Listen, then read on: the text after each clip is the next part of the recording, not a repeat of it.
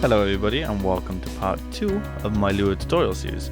So in this tutorial, if you remember the last one, we created the test.lua file.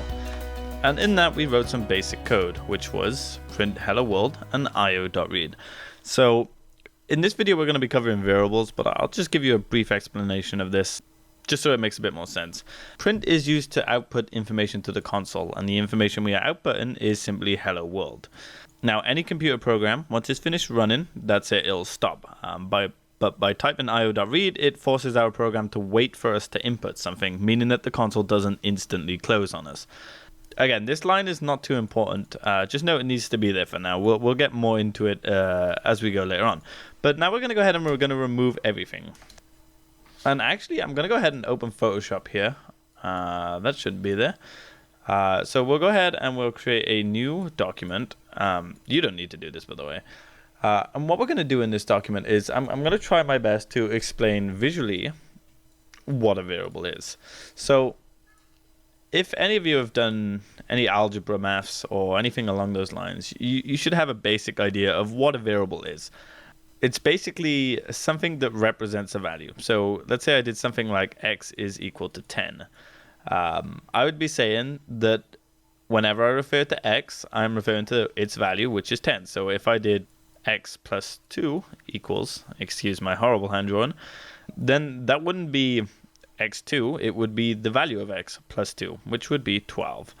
That's the best way to look at variables, is they're basically something that represents a value, and it stores a value. And that's the most important factors of variables, is that they store values. So when you're writing your computer program, sorry about that. Let's say you have your character's health. Well, you know, your character's health, you can set it, but it's not going to exist unless you store it. And you would store such a thing in a variable. So yeah, that's pretty much what a variable is it's that. Now, if you're still a bit confused, imagine it as a box. And a box that whenever you want, you can go ahead and you can put in numbers in there. I could put in the number 15 and it would be in there forever unless some new guy come along and made that 13. Or another guy could come along and take a look at what's inside the box and see that 13 is in the box. So that's basically what a variable is. We'll see it more in depth now. But the question is how do we make a variable? Well, making a variable is very simple. You simply give it a name. So the name I'm going to type is test. And then you simply do an equal sign and you assign it a value, and the value is just going to be 10. And that's literally it. We now have a variable that stores the value 10, and that variable name is test. So whenever we refer to test in our program now, we're going to be referring to that. So we're going to go ahead and put the io.read again at the bottom of our code. Remember, it's not that important right now. Just know that it needs to be there. If you forget to put this here, then your program's just going to instantly close. But what we're going to do is now also one more thing to note is remember that programs read from top to bottom. So what we're going to do is we're going to simply type print, and inside the brackets we're going to type test. Okay, now remember, don't put quotation marks this time. We'll explain why we don't need quotation marks soon. But yeah, just simply type the name of your variable, which ours was test, and that's going to then output that value into our console. And then io.read is going to cause our program to pause and wait for us to finish. So if you just simply do file save or hit Control S and we open our program, as you can see, we now get 10 in our console. And congratulations, you just made your first variable. And that's basically it. That's as simple as they are. Now, they can become a lot more technical than that, and they also store more than just numbers. We'll take a look at a few of those now. So yeah, the most common is a number, whether that be a whole number or a decimal number. Whoops. Now, another one is you can have as many variables as you want. Please note this, that you can have as many as you want as long as you name them uniquely. And you also don't name them the same as anything else. Like, let's say we tried to name our variable print. Okay, you can see how it changes color because print is already something that is built into the language. So again, try not to name something the same as other things, otherwise you're going to have a problem. So we're just going to call this one test2, and we're going to assign this the value 12. No, we're not, sorry.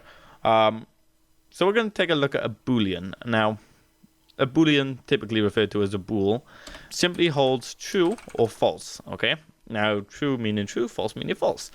It's the simplest data that you can represent. And, you know, we could have a variable called is the player alive. You shouldn't name a variable that, but let's go ahead and do that. And we're gonna set it to true. You know, the player is alive, but it may be false, and that would mean that the player is no longer alive. So that's Booleans, and then we'll take a look at one more, which is a string. Okay, now a string is anything you want. Okay, let me go ahead and make this full screen. So a string is anything you want it to be, but it's surrounded by quotation marks, and this is why we needed the quotation marks earlier. Anything inside of quotation marks in code is referred to as text and nothing more, meaning that if you were to type any code in these quotation marks, it wouldn't be code, it would be just text. That's all it is. So when we was doing print before, we simply typed hello world, right? Well, this is because we put our text value directly in here. Now, if we remove the quotation marks, we would get an error because it's going to try and find the variable hello. It's then going to try and find the variable world, and it's not going to have any idea what to do with either of them, but they don't even exist anyway. So remember, if you're referring to any text, always use quotation marks. But yeah, so that pretty much concludes it. You can go ahead and test these by simply printing out test. Then we're going to print out is the player alive, and then we're going to go ahead and print out a string. So yeah, sorry, just one more thing I do want to note, just so you are aware of this, is that say we have a variable already named test, and we create another variable called test, and we assign it a value. You're not recreating the value, you're just reassigning the value. So test holds the value of 123, then test holds the value of 423. So yeah, what I'm going to do as well, just to prove that, is I'm going to go ahead and print out test on this line here, but after that, I'm going to go ahead and then reassign its value, and then I'm going to go ahead and reprint out the exact same variable, and you should see that we'll have a different number this time. But if we go ahead and we execute our program now, as you can see, it says 123.1231 true, anything you want, and then 423. And as you can see, that's because its value changed. So that concludes it for this lesson. If you have any questions whatsoever, feel free to let me know in the description. In the next lesson, we will be taking a look at basic maths and how we can incorporate maths into our project to perform arithmetic equations and stuff. So again, thank you for watching.